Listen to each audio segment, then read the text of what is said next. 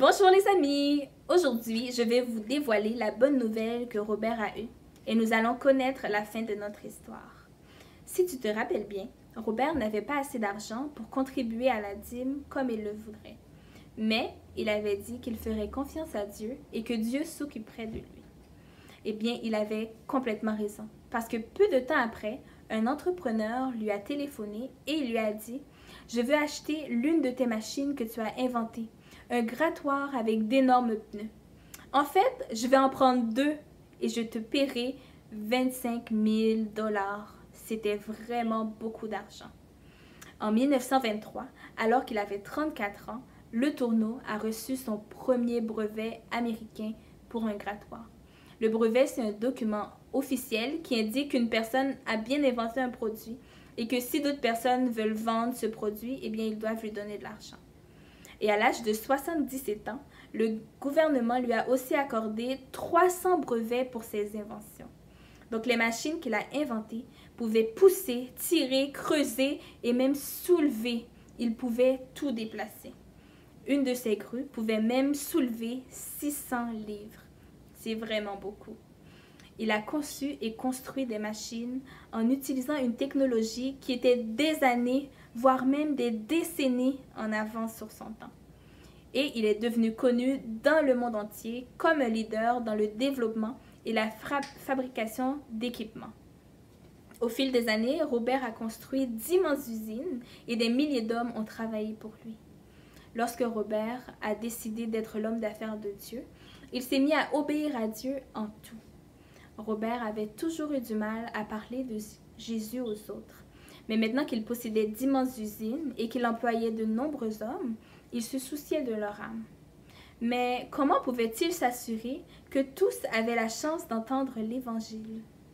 Un jour, il a dit à ses employés, « Je veux que vous arrêtiez la production pendant 1 demi-heure par jour pour l'équipe de jour et 1 demi-heure par jour pour l'équipe de nuit.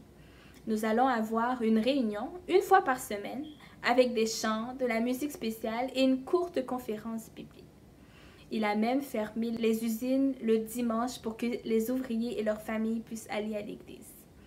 Plus Robert obéissait à Dieu, plus Dieu faisait grandir son œuvre. Plus Robert gagnait de l'argent, plus il le rendait au Seigneur. Un jour, Robert et Evelyn se sont assis pour discuter. Robert a dit à sa femme, « Je pense que nous devrions donner plus au Seigneur. » Et sa femme lui a répondu, « Oui, je suis d'accord avec toi. Nous avons trop d'argent, bien plus que nous n'avons besoin. » Au lieu d'acheter plein de choses pour eux-mêmes, ils voulaient aider de plus en plus de gens à découvrir qui est Dieu. Les Le Tourneau ont ouvert des camps pour les jeunes dans l'État de New York et dans l'Indiana. Ils ont commencé le travail de missionnaires au Pérou et au Libéria. Ils ont même aidé les missionnaires du monde entier et même chez eux. Des millions de dépliants qui indiquaient le chemin du ciel ont été distribués sans frais.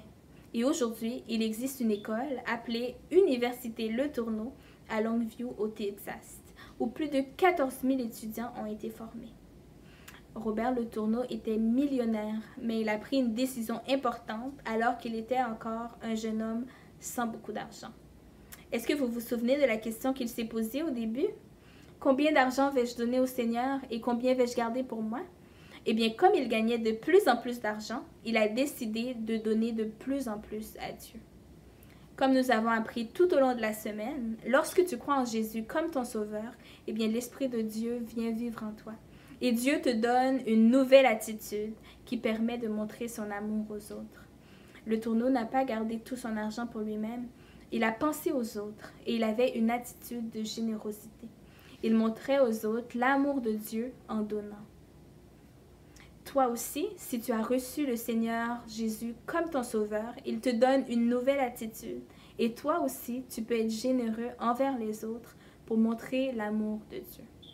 Donc, c'est maintenant la fin de notre histoire sur le célèbre chrétien Robert Le Tourneau. J'ai beaucoup apprécié de te raconter cette histoire merveilleuse et j'espère que ça t'a plu aussi. Je te dis à la prochaine. Bye!